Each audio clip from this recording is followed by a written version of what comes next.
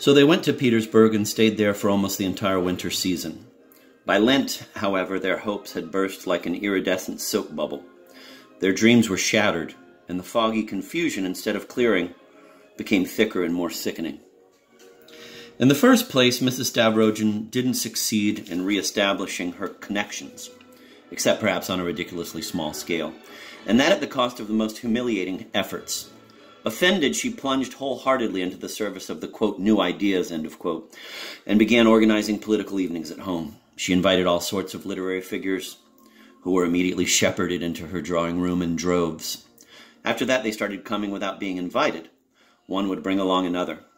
She had never seen such men of letters before.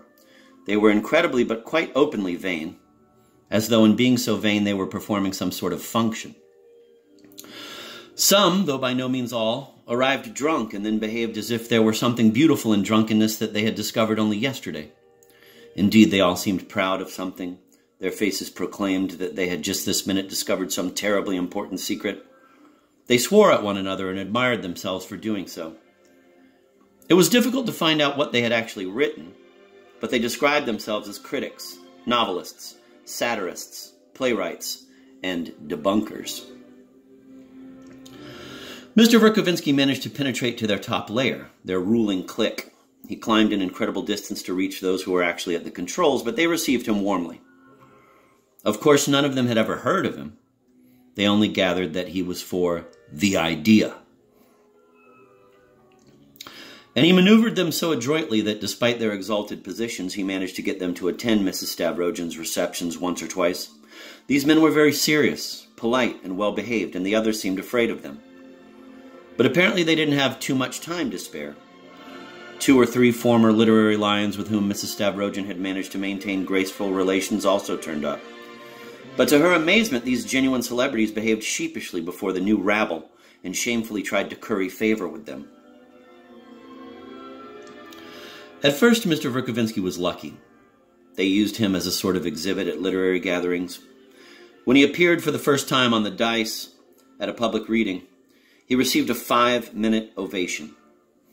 Even 9 years later, the tears still sprang to his eyes when he remembered it, although those tears were due to artistic temperament rather than gratitude.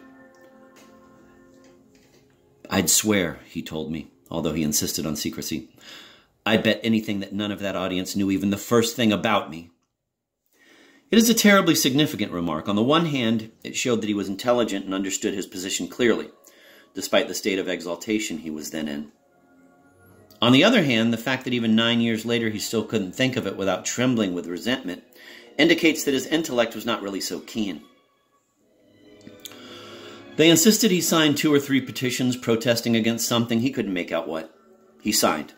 They also asked Mrs. Stavrogin to sign a protest against some, quote, scandalous practice, end of quote, and she did so.